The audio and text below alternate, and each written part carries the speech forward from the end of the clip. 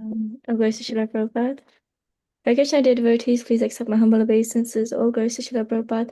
Welcome to Maharaj's daily class. Today we'll be going through the Srimad Bhagavatam, third canto, second chapter, verse number 14. So would you like me to share the screen, Maharaj? Is that okay? Please.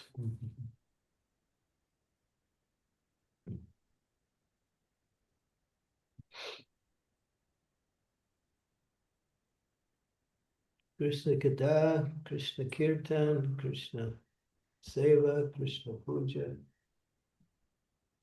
Krishna. Wow. Om Namo Bhagavate Vasudevaya. Om Namo Bhagavate Vasudevaya. Om Namo Bhagavate Vasudevaya.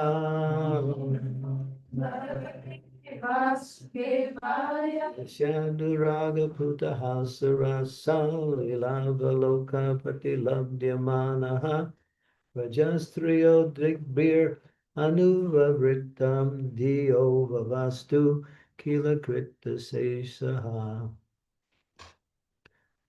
Translation: the damsels of Braj, after pastimes of laughter, humor, and exchange of glances, were anguished when Krishna left them. They used to follow him with their eyes, and thus they sat down with stunned intelligence and could not finish their household duties. In his boyhood at Vrindavan, Lord Krishna was notorious as teasing friend in transcendental love to all the girls his age. Where do you get that nature from? Krishna. Boys like to tease girls, so it started with Krishna. Hare Krishna. His love for them was so intense that there was no comparison to that ecstasy. And the damsels of Raj were so much attached to him that their affection excelled that of the greater demigods like Brahma and Shiva. Lord Krishna finally admitted his defeat before the transcendental affection of the gopis and declared that he was unable to repay them for their unalloyed affection. Although the gopis were seemingly anguished by the Lord's teasing behavior, when Krishna would leave them, they could not tolerate the separation and used to follow him with their eyes and minds. They were so stunned by the situation that they could not finish their household duties. No one could excel him, even in the dealings of love exchanged between boys and girls. It is said in the revealed scriptures that Lord Krishna personally never goes beyond the boundaries of Vrindavan. He remains there eternally because of the transcendental love of his inhabitants. Thus, even though he is not visible at present, he is not away from Vrindavan even for a moment. Om Gyan Tirumandasya Gyanachana Salakaya Chaksun Militam Yena Tasmai Shri Gurave Namaha Sri Chaitanya Manobhistam Statitam Yena Bhutale Swayam Rupa Kadammayam Dadati Swampadantikam Nama Om Vishnu Padaya Krishna Prastaya Bhutale Srimati Bhakti Vedanta Swami Niti Namini Namaste Saraswati Deve Gauravai Vacharine Nirvisari Sanasunyavadi Paschatya Desatarine Vanchakalpatarubhischa Kripa Sindhupevacha Hitanam Avrebhyo Vaishnavebhyo Namo Shri Krishna Chaitanya Prabhupada Sri Advaita Gadadhar Sivasari Gaura Bhakta Vrinda Hare Krishna Krishna Krishna Hare Hare Hare Rama Rama Rama Hare Hare. So Krishna manifests himself in different places in his different pastimes in the material world. And of course, everything starts with his pastimes in the spiritual world. Krishna and his many different manifestations have different moods by which they interact with both the material energy and the living entities, both in the spiritual world and in the material world. The highest and most complete and most satisfying of all the relationships with Krishna is Krishna in Sri Vrindavan Dham, when he is in his actual transcendental original form, playing on his flute, two hands, smiling and attracting the minds of everyone by the sound of his flute or just by his personal dealings with them. Here we see there are different relationships with Krishna, and these relationships are there within the hearts of all living entities.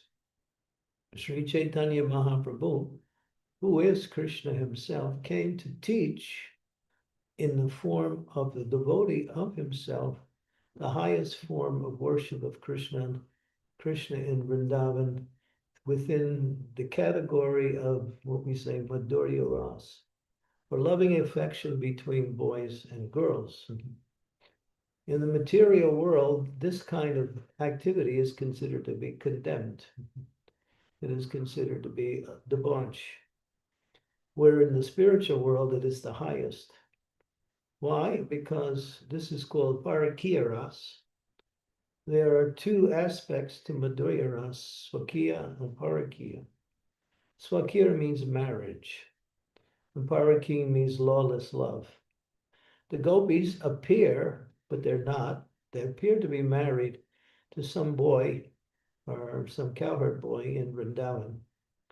But they're more interested in their relationship with Krishna, although they appear to have husbands.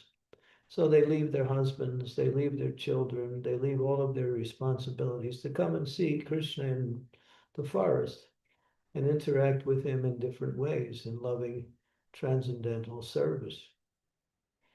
So this is considered to be the highest in the spiritual world, because what's high in the spiritual world is low in the material world.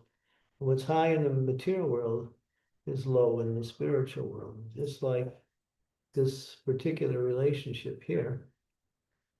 If someone is going out with somebody else's wife, that is considered to be criminal, and it's also punishable, and it's also dangerous too. But in the spiritual world, Krishna, who is the source of all rasas or mellows of exchange, enjoys that particular mood more than any of the other moods of relationship, as there are 5 moods. Krishna has what we say, what's it called, neutrality. So everything is alive in the spiritual world, the rocks, the trees, the earth, the birds, the sky, the rivers, everything has consciousness and activity. And that is considered to be one of the relationships by which they exchange love by Krishna. It's called Shantaras, or neutral. Higher than that is to do different services for Krishna. That's just called Dasyaras. Higher than that, when we speak about higher, we talk about the intensity of the nourishment of love increases as the rasas go higher and higher. And then there is friendship. And here it seems like Krishna is dealing with them in a friendly way, although they have a Madhurya Ras, or a loving affection with Krishna as transcendental boy and girl. But he's teasing them as a friend would tease another friend. So Krishna, he's full of what is called, varieties of exchange with different living entities in different ways. Then there is higher than that, that's paternal love, where Krishna takes the subordinate position of being cared for by the elders, his mother, his father, the seniors of Vrindavan. They are also considered to be in the mood of worshiping Krishna, in the mood of caring for Krishna. They give him food. Sometimes they chastise him when he does wrong things or does things that they don't like. And so It's a very sweet, but very, very interesting relationship. And the highest is Madhurya Ras, with the intensification. Just like we were mentioning, I think it was yesterday or the day before, you have sugar, and then you have molasses, and then you have sugar cane, and then you have, what is higher than that? Sugar cane. Well, then you have rock candy, and then you have, what is it called, even higher than that, intensification of sugar. It's like these different mellows or rasas. Rasa means relationship or the mood of exchange. Like the mood of exchange between friend and friend is different between lover and beloved. But still, it's a relationship. So these rasas all have intensification of sweetness in there. But the highest is here with Krishna and Madhurya Ras. And the gopis, here it says that gopis give Krishna so much pleasure that it says that napareham. Napareham means he can't exchange the amount of affection they give for him in the same way that he gives for them. Of course, that's his humility, you might say, or his natural love for his devotees. But he can, but he says, I can't repay you. You can only be repaid by your own good qualities. Just be happy with your own good qualities. That is your payment. And so Krishna, even though he's a supreme enjoyer, and he's always in loving moods with his devotees in different rasas, still he takes the position of being subordinate in his relationships with people. So this is Madhurya Ras. What a element of friendship. Now there are 7 sub-rasas: wonder, laughter. What else is there? Wonder, laughter, dread. What's the other one? Dread and the other horror, and what else is there? Chivalry. So there's 7. So their sub-rasas support the main rasa and give flavor to the main rasa. But the sub-rasa has to align themselves with the characteristic of the main rasa. Otherwise, it's called rasa basa. Just like when you're in chivalry, there's no laughter there. But when you're in Madhurya Ras, there's no horror there. Because if it is, it's rasa basa. This is all explained nicely.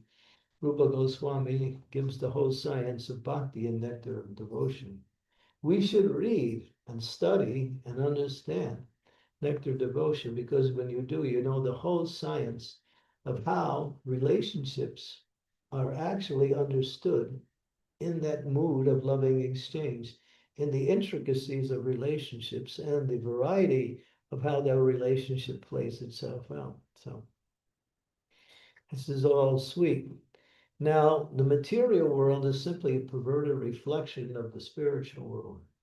What we do here is similar to what we do what is done in the spiritual world. But here there is no substance. In other words, more like a reflection of the reality. Although people have that desire to enjoy, there's no enjoyment here. People have similar relationships. In fact, it's a prototype of the original relationship. But the same happiness and what we say experiences in each of the rasas in this world has no taste. People get married and then they fight and they break up and sometimes they kill each other. It's called love. Romeo and Juliet, one of the greatest classics in the history of plays, How did it end? They both committed suicide. Hare Krishna. Not Hare Krishna. It's not very good. So the material world is just a reflection of the spiritual world. Therefore, whatever you're looking for in this material world, don't look for it there. Here, look for it there, because that's where it really is. And when you find it there, you find it. When you find it here, you don't actually find it. You find a semblance of something, just like you have a counterfeit uh, rupee note, but still it's counterfeit. It doesn't have any value. It looks like the real thing, but if you try to spend it, you might get arrested. So in the same way, anything we do in this material world ends with either misery, suffering, or it just ends. It ends at some point. But in the spiritual world, everything is Sat Chit Ananda, eternal, full of knowledge and unlimited happiness. So when we hear about Krishna's pastimes in Vrindavan with his devotees, we get a little understanding of the nature of what is real love, because no one in the spiritual world is interested in their own satisfaction. They're interested in giving others happiness and satisfaction. Where in this world, if relationships develop, if the satisfaction is not there, then the relationships either get weak and then eventually they may also break. But in the spiritual world, everyone is trying to make everyone else happy. And that's the whole mood of Vrindavan. That's the whole mood of spiritual life. To give pleasure to the object that you're attracted to, or to give pleasure to Krishna, Krishna's devotees. And that is considered to be the perfection of loving relationship, because love is not selfish. Love is selfless. Radharani, sometimes she wants to be with Krishna, but she knows Krishna wants to be with another gopi. So she'll go and find that gopi, and she'll teach that gopi how to serve Krishna nicely, so Krishna will be pleased with that gopi. And she would also rather be with Krishna, but knowing Krishna's desire, sometimes, not all the time, sometimes she gets angry. But that's another form of happiness.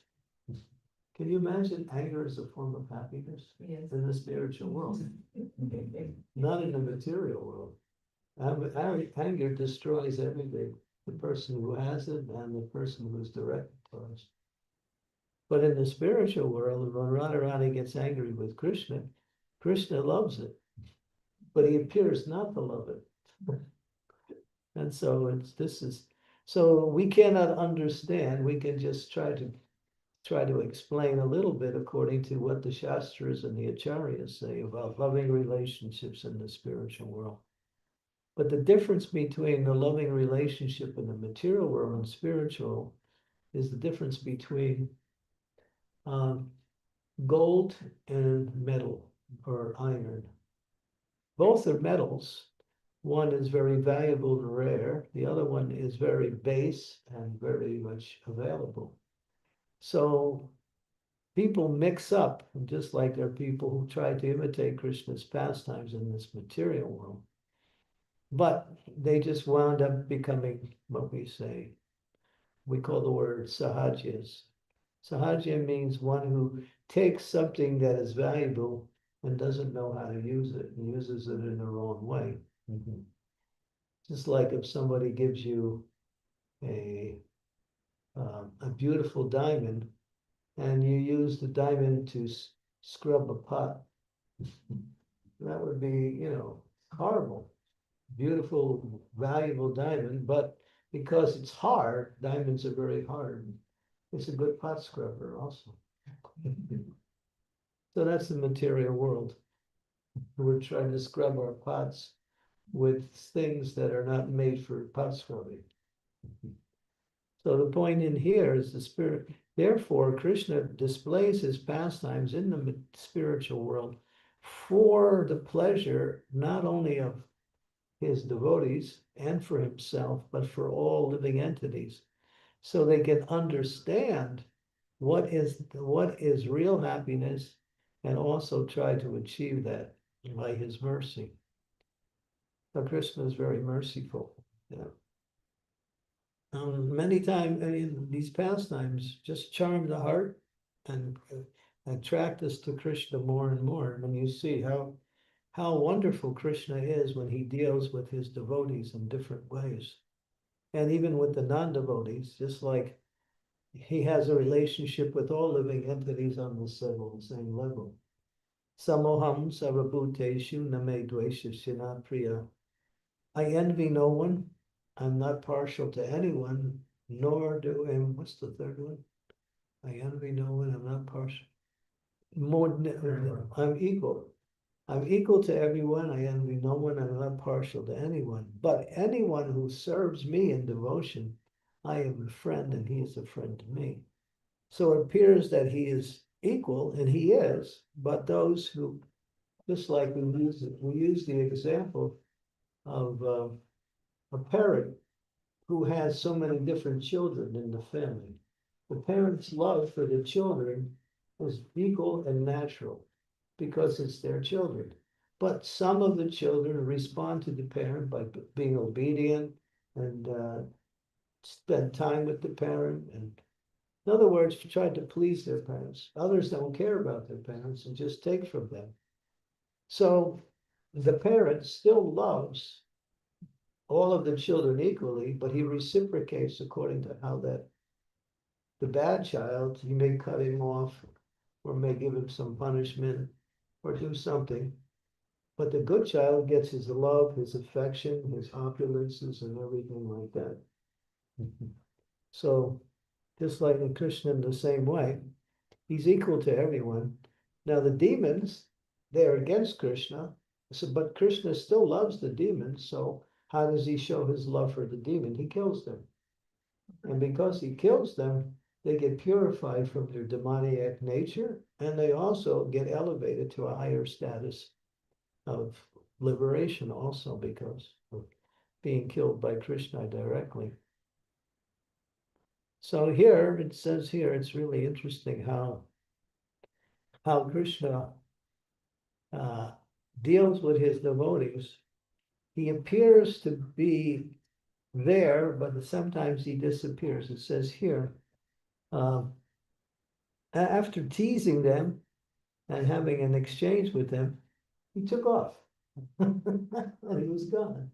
And they were enjoying that loving relationship. And now all of a sudden, it's like, the higher you go, when it's no longer there, the lower you go after it's gone. So all they could do was sit down. They were so stunned, they couldn't even finish their household duties. But still, it says that Krishna still remains in the hearts of his devotees, in the mood of serving him, in that mood of separation.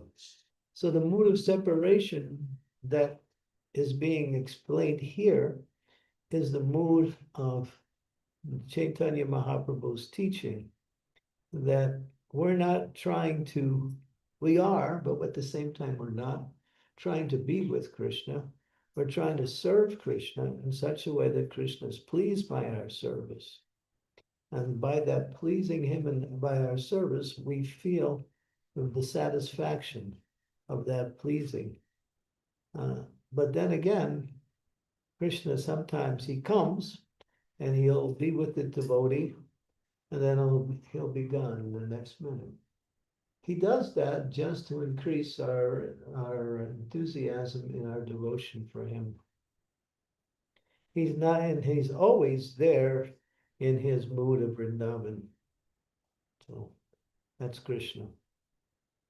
So for a devotee feels separation from Krishna, but at the same time, their separation increases their service.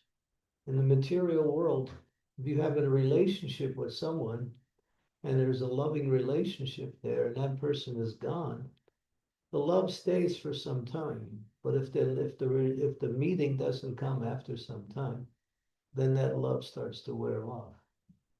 And then people think, well, I got to move on in life. Just like I see people, they commit crimes, they go to jail, and their parents, their wife, their children, they are waiting for them to come. But sometimes after being in jail for 10 or 15, 20 years, sometimes they take up a new life. I've seen it so many times. Because, but in spiritual life, the more Krishna is gone, the greater the happiness of separation, till it becomes so unbearable that you die. Hare Krishna. In other words, the separation becomes so deep that one cannot even live without Krishna anymore. One cannot forget Krishna even for a moment. So this is the process of bhakti, that through our service of trying to serve Krishna more and more, we develop an attachment, and that attachment develops into an attraction, and that attraction develops into attachment, and then that attachment continues to deepen based on our service to Krishna. And of course, the easiest and most direct way is to glorify Krishna by chanting his holy names of the Lord. That awakens one's bhakti, and it also increases one's love for Krishna. As we glorify Krishna through chanting Hare Krishna, Krishna Krishna, Hare Hare, Hare Rama, Hare Rama.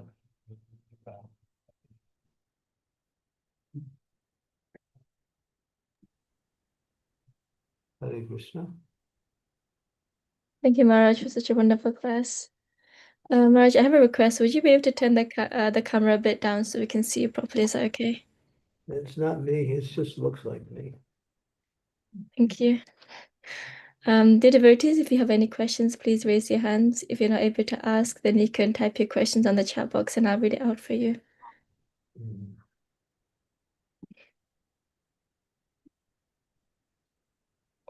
I know it's a deep subject matter. It's hard to come up with a question, but Sri Devi's going to give it a try.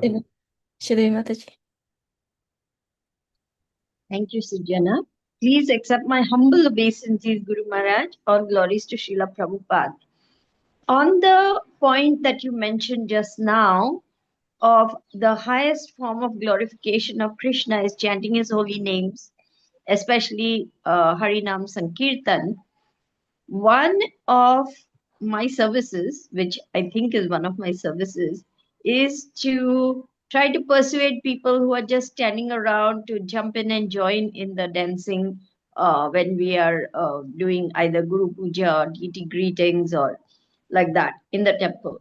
So, is this something, what to say, that might come across as sahajiya? Oh, this is all, sentimental, pulling people and making them dance and making them do this and that. Is that something people might mistake as sahajiya? No, they don't even know what Sahaji is. Sahaji is to imitate the real thing. Doing it in an imitation way, just to make a show. That's all. To present oneself as being involved in glorification, but ultimately it's more or less trying to attract your others' attention towards you for some cheap fame or some cheap adoration. That's Sahaja. But people in the material world, they just don't understand the glories of the holy name, nor can they understand unless they actually practice the process.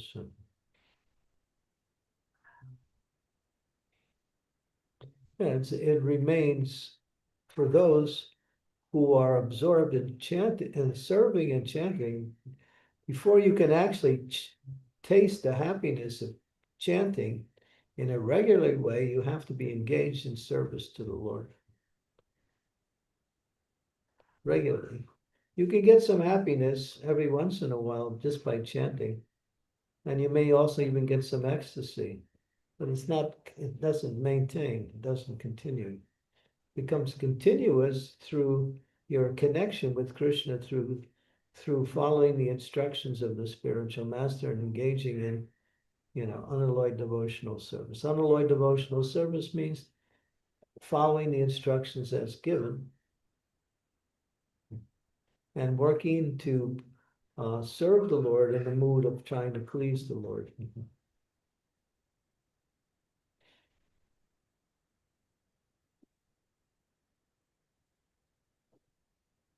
So those people don't know anything. They just outsiders. If you can encourage them to sing and dance, then they'll make some advancement. Or give some agyata sukriti. Not necessarily outsiders, even devotees. Even devotees, they just sit in the chair and I go up to them and say, come on, get up, let's dance. So, like that, I like to pull people into the kirtan because this makes Lord Chaitanya very happy, I think. And this is our process. And I want everyone to be joyful and sing and dance in the kirtan. So I Yeah. just go and drag them. I was wondering whether it might come across as sahajiya. I was a little worried about that. It depends how you do it. I also do the same thing, but I don't force. When you just No, no, no. I never force. I just invite. yeah, you encourage. But the more persistent you are, the more they'll sometimes put up a wall for whatever reason.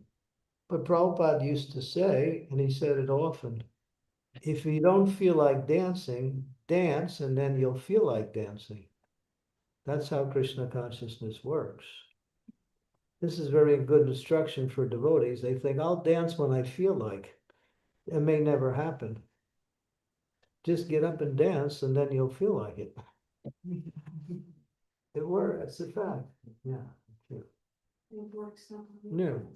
Because you enter into the spiritual energy and it just carries you from there. But there are other devotees who like to just focus on chanting and meditate on the holy name. That's fine. You have to be a little sensitive to the persons you're trying to encourage. Yes, Guru Maharaj. Thank you for that guidance and instruction. My obeisance. We have a question from Daria. Is she still there?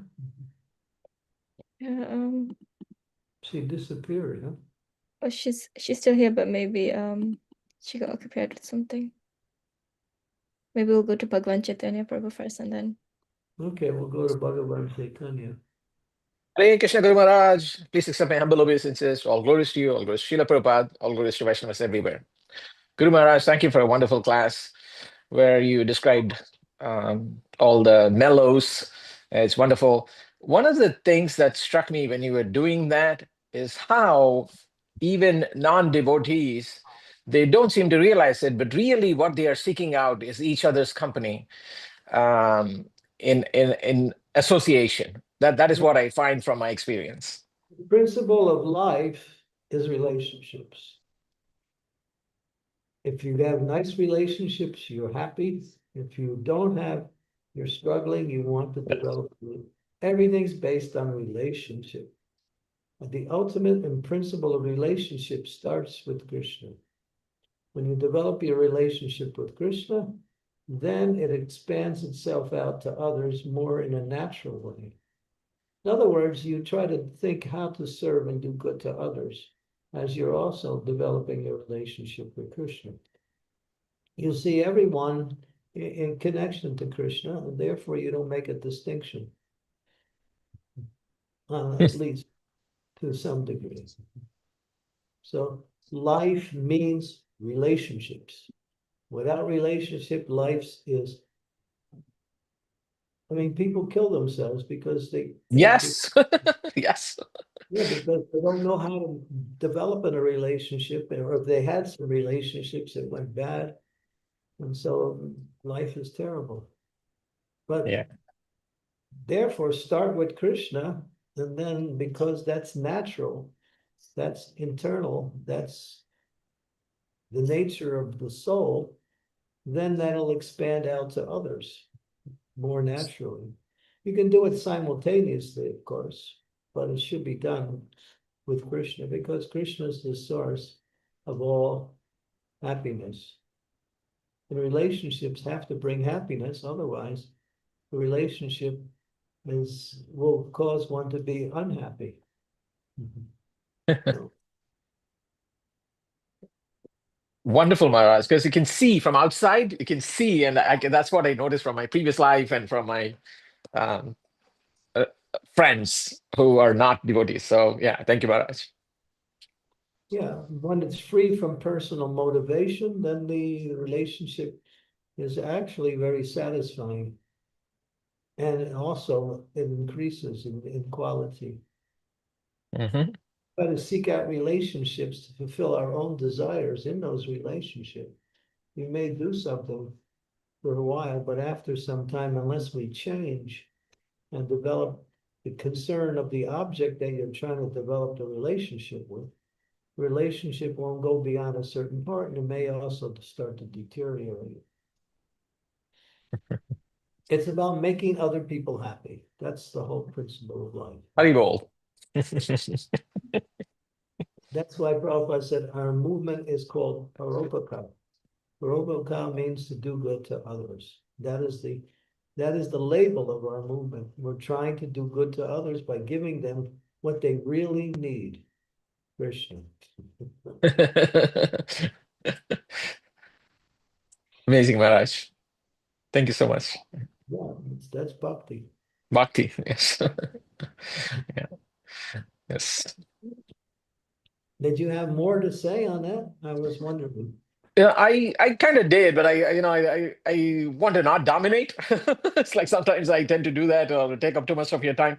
So Well, it's like um, it is easy to see once you are this side, Maharaj. Once you're because 56 years I was a karmi. Only recently, a couple of years I've been here. So somebody will lovingly murder a chicken and describe in great detail how they have cooked it, and all they are doing is they won't do it alone. They will have no satisfaction eating it alone. All they are really doing is for others. So they will be a party, they will all gather.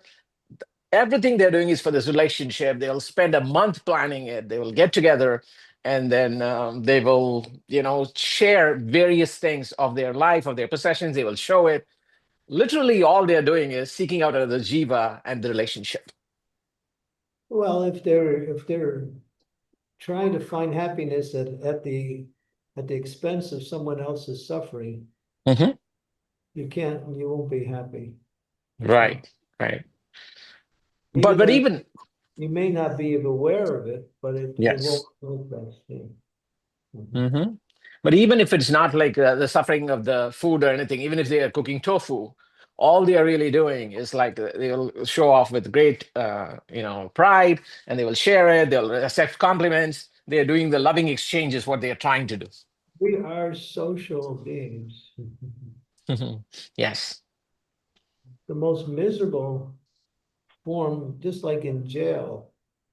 In jail, there are three levels of prisoners. There's the privileged prisoner, there's the mainstream, and then there is solitary confinement. Yes. The prisoners that don't behave or behave badly are put into solitary confinement. They have to by themselves in their own little room with nobody to talk to, no media to interact with, nothing. And after a while, they just, unless, of course, we're saying, a devotee is different, but for solitary confinement is a form of ultimate punishment. Yes. Just like during the lockdown, during the COVID thing, if just people were going crazy. I mean, they couldn't go out, they couldn't interact, they couldn't do this, they couldn't do that, they couldn't do that. And they just broke out. They Yeah. just applied all of the rules and went out anyway.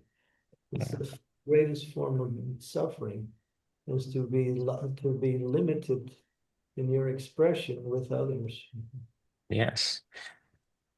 or confined. Yeah. Absolutely. There's a lovely insight here from what you're telling me, Maharaj, because everybody knows that the human being is a social animal. Well, why? Because the underlying is you're trying to love Krishna and you don't have Krishna. That's why you're desperate. You'll see, if you see pictures of Krishna, he's always with another living entity. Yes. He might be a cow, Mhm. maybe deer, or something. You never see pictures of Krishna alone. If you do, you'll understand that that artist doesn't know Krishna. Yeah. Solo Krishna. There's no such thing. He's open. He's surrounded by others. Wonderful, Maharaj. Thank you so much. Thank you, Prabhu. Yes. Arya Mataji, would you like to go ahead?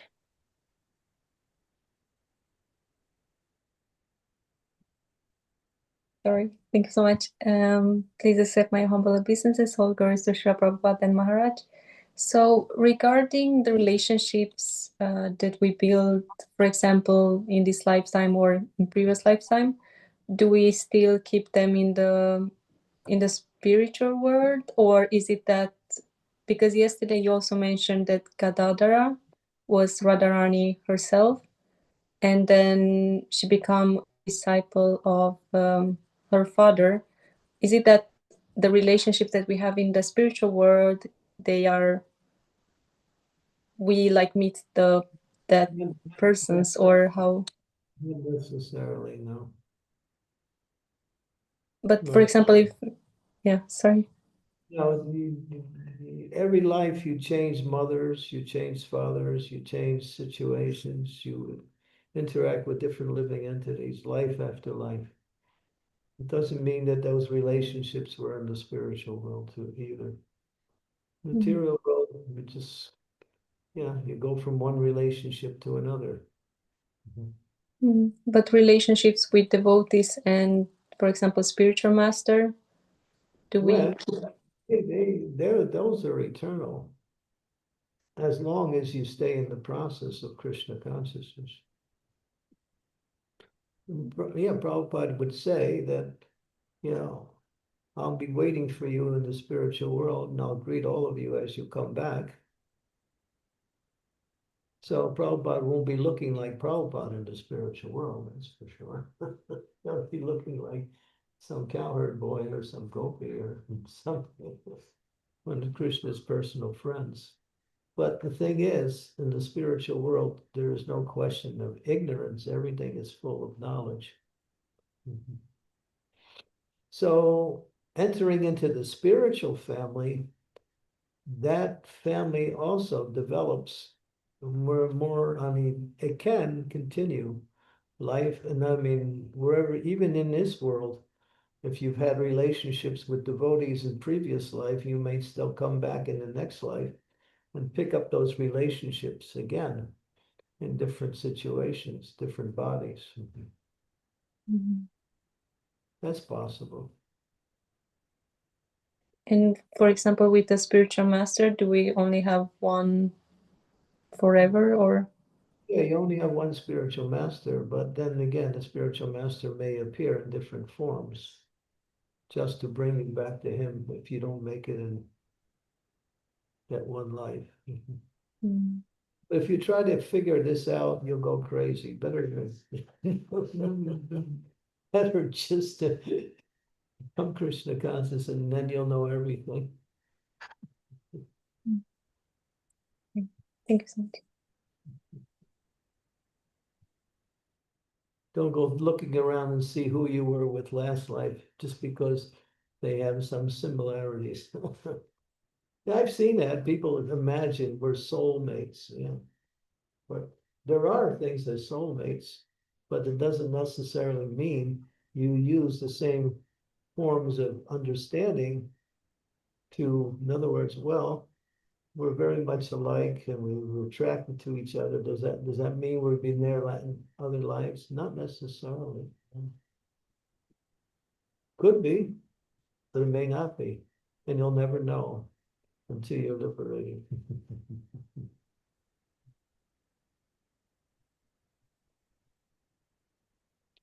But there is another principle that if you're with someone in one life and you develop some debts to that person that you didn't pay, the next life you have to come back again to associate with that person and finish up those debts. I'm not talking about financial debts, I'm talking about any kind of debt.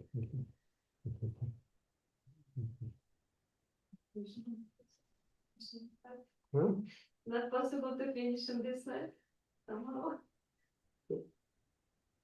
It's rare if you can finish in this life, but Lord Chaitanya made it easy.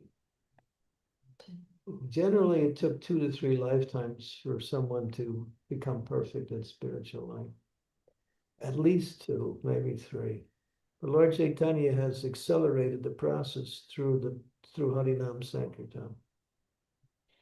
So those who are absorbed in Harinam Sankirtan and preach through Harinam Sankirtan, in other words, distribute that mercy, they're always on the transcendental platform.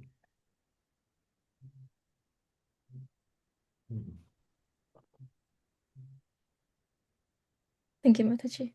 Maharaj, I had a question. So recently I heard in a lecture that once we attain that stage of liberation, that we don't directly go back to Godhead. Instead, we take birth somewhere in the universe where Krishna is performing his pastimes.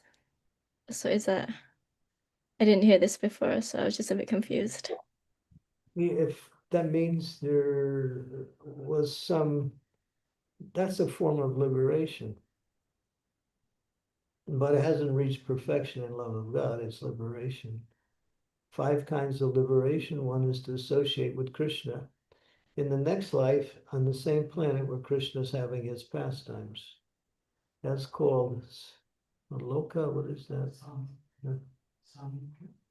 No, something Loka. Swarupa, Samipya, Salokya. Samipya, Sarupa, Salokya, Sharsti, and Sahuja. So Sahuja is the material, is the one that is liberation for the impersonalist. Devotees can get the same form as Krishna, that is called Sarupya, same opulence as Krishna, called Sharsti, same planet as Krishna, that's called Salokya. Samipya is, I'm not sure exactly what that one is. And then Personal associate of Krishna. the personal association with Krishna. Somewhere in the material world where Krishna is having his pastimes. And then Sahuja is what the demons get or the impersonalists get. Emerging into the bodily effulgence of the Lord, merging into the body of the Lord, depending on the strength of their liberation. So you see, as you see in this world, there are so many varieties of people in so many different situations. The spiritual world is even more diverse.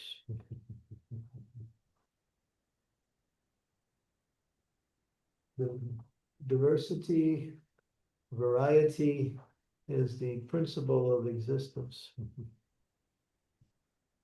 Similarities are up to a certain point, but there's always slight differences. There's no 2 souls that are the same. Every soul has a unique relationship with Krishna. Every soul. And there's unlimited souls. That's why Krishna is always eager to bring all the souls back to him in loving service. He wants to taste that loving relationship with each and every one of his parts and parcels. And those who preach Krishna consciousness by bringing others to him have become very dear to him.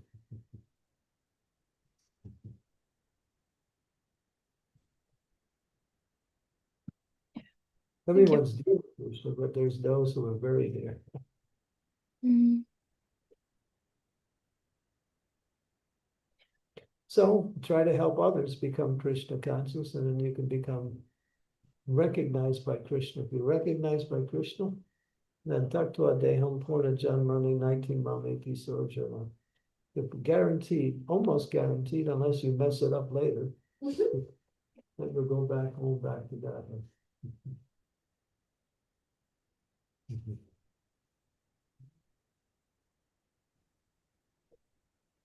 Sridevi Mataji, would you like to go ahead and ask a question? Yeah, thank you, Sujana. My obeisances again, Guru Maharaj. I was wondering, devotee is not interested as such in liberation. His goal is to please Krishna, to please the spiritual master, to please the Vaishnavas. Liberation is simply a side benefit that comes along with devotional service.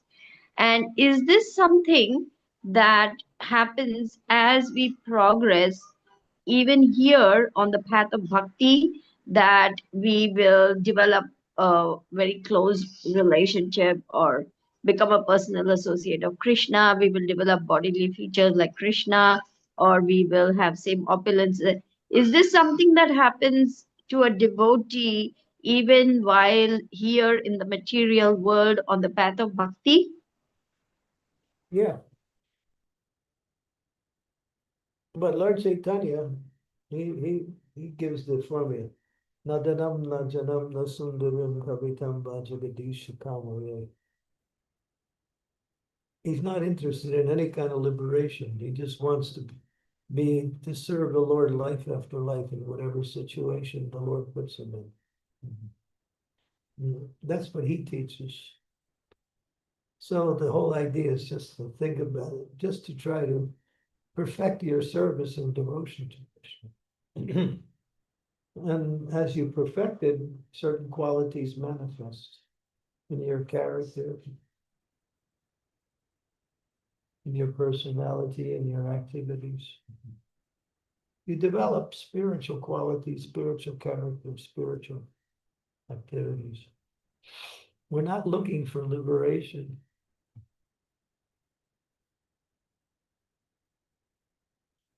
We said devotees don't even want to go back home, back to Godhead.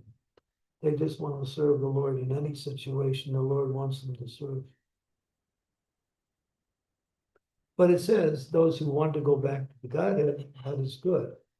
But higher than that is those who are not interested in anything but pleasing Krishna through their service. That's considered to be the pinnacle or the topmost consciousness of the jiva soul, is to simply want to serve Krishna wherever Krishna wants me to serve, life after life. What is that verse from? It's been spoken by Lord Shiva. Nara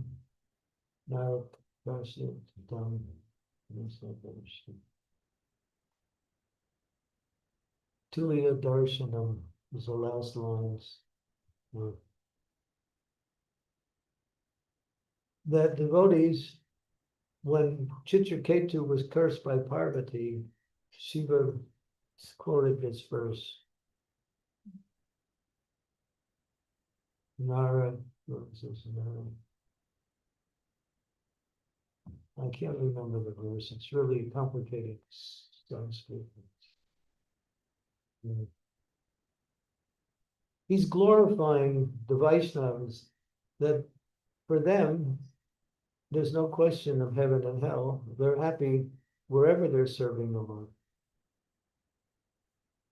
as long as they're serving the Lord. And serving the Lord by serving the Lord's devotees. It's in the fourth canto in that chapter. Nara something. Nara is the first word. Guru Maharaj, Chatush Kumar, cursed by Parvati ji to Chatush Kumar. No, it's Lord Shiva speaks this verse. Anyway, it's the devotees of the Lord, for them, heaven and hell is all the same, as long as they can serve the Lord. That's the highest.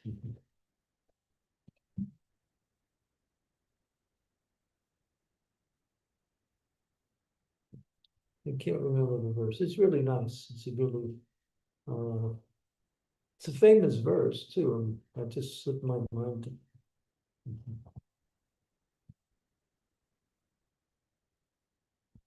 Shiv Kumar ji.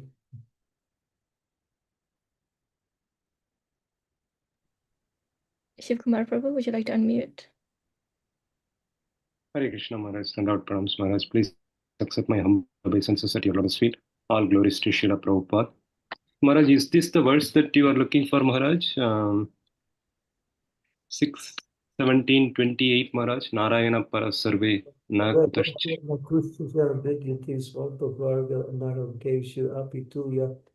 Darshanam. Do you have the translation?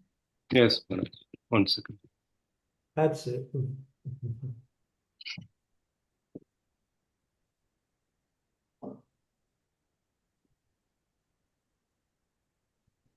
Devotees solely engaged in a devotional service of the Lord, Supreme Personality of Godhead Narayan. That's half of it.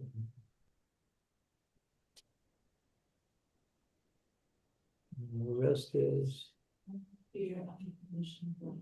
never can fear any condition of life. Let's see, which one? 28, right? Devotees solely engaged in devotional service of the Supreme Personality of Godhead Narayan never fear any condition of life. For them, the heavenly planets, liberation, and the hellish plans are all the same. For such devotees are interested only in the service of the Lord. That's famous verse spoken by Lord Shiva. What's the first line again? Narayana Parasarvena Na kutashana bibhyati. Swapavavarga Narakeshu Apitu Yaga Darshana. Yeah. Shiva spoke this in ecstasy when he saw how Chitraketu, after being cursed to go to hell by Parvati, simply bowed his head at her lotus feet and thanked her and offered her his obeisances.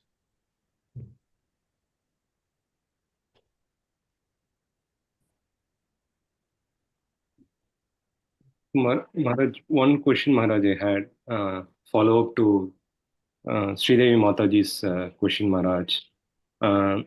Like, given my nature and conditioning also, Maharaj, as I understand, it's difficult for me to kind of get into the Sankirtan or dancing and things like that, Maharaj. And I also have this question that if I think that can I not serve Krishna through knowledge itself, sastric study and discussion of Bhagavatam with the devotees, would that make the devotion as a mixed devotion, Maharaj? Is something that I had. Yes, that's fine, but you still have to chant Hare Krishna. Yes, Maharaj.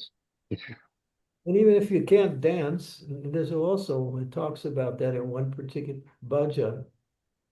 And those who were there present in Lord Chaitanya's Gaur Arti, some of them couldn't dance, but they were dancing in their hearts. Okay, okay. Yeah. If you can dance, dance. If you can't dance, then just absorb yourself in the sound vibration and think of Krishna as you offer your bhakti to Krishna in the sound of his holy name. Sure. Yes, Maharaj. Yes. I also wanted to just share one point to Sridevi Mataji, that when I see devotees gracefully dancing, Maharaj, I feel happy for them. I feel happy about that mood and the joy that the devotees relish in the association of devotees. But it's just that I'm not able to dance, but I'm so happy for them when they gracefully move their hands and legs and dance. I feel happy for them, Maharaj. Your happiness for them is also bhakti. It's not just happiness, it's actually a principle of bhakti. That's nice. Continue. Yes, Maharaj. Thank you so much. Someday, when you get so happy, you'll dance. It'll just happen. And you'll think, how did I do that? Sure. Thank you so much. There By are your devotees who have different inclinations towards bhakti in different ways. Mm. We still have to consider Lord Chaitanya's essence, which is or Yes. Yes. rule that out, although it may not be the main thing in our execution of bhakti. Yes, ma'am. Sure. Thank you so much. Right. Thank you, Prabhu. Maharaj, there's a question in the chat box. So there's one from Pavya Prabhu. He's saying, Hare Krishna Guru Maharaj, please accept my humble obeisances. So the married Vaishnav couple on earth who worship Krishna together lived in Goloka together as husband and wife as well after liberation. Is that right? Don't count on it. You better talk to him, you know. That's her boyfriend's asking the question. You better talk to him. You have a private conversation with him on that one. You can work that one out.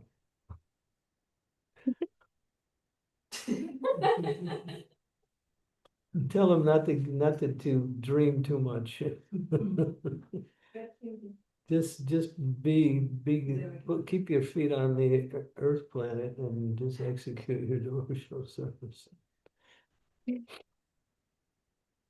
Whatever Krishna arranges, we can't really say. It's just it's a moot question. There's no answer to it.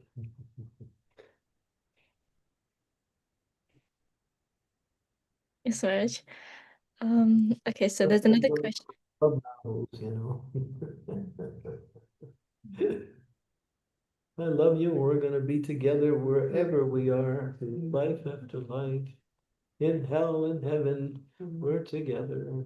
And if we're in heaven, it'll be even heavenly. And if we're in hell, it'll be still heaven.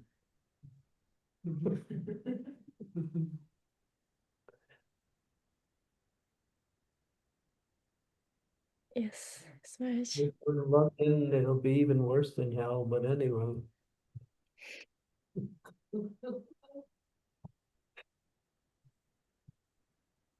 You know, these are just some romantic ideas.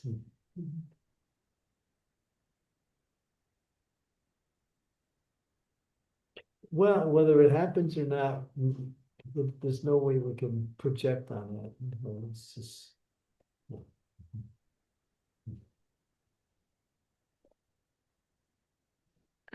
Thank you, Raj. So there's another question from Sharmishta Mataji.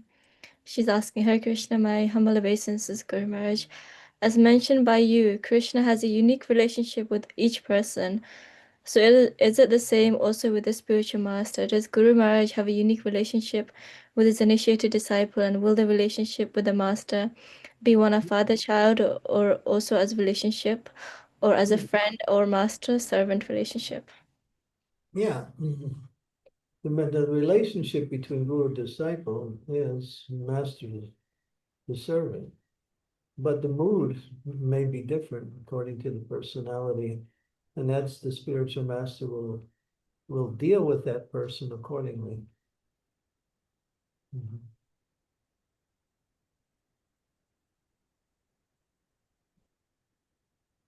Yeah. But there's no such thing as having a friendly relationship. Sometimes the spiritual master is very friendly, and one should not think in the same way, and then act in that same way, and then sometimes there'll be some familiarity, and then there'll be some offenses. So it'll minimize the importance of the relationship.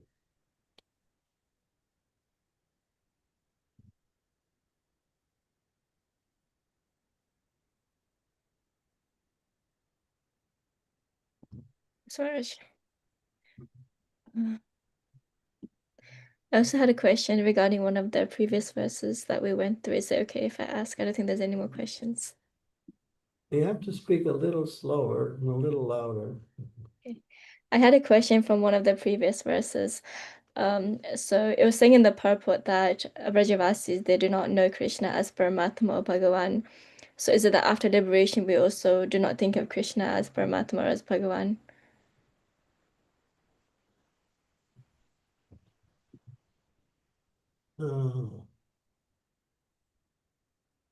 It depends on the relationship with Krishna. People have different relationships.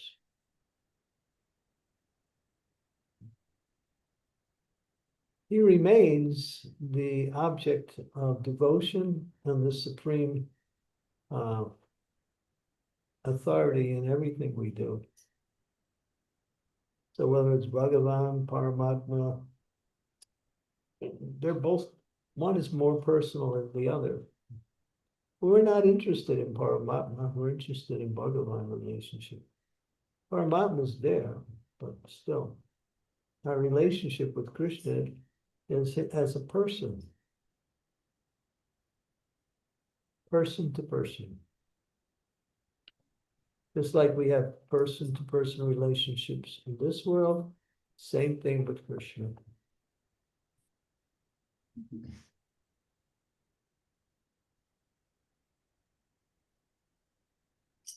Yes, Maharaj. Thank you. Devotees, are there any more questions?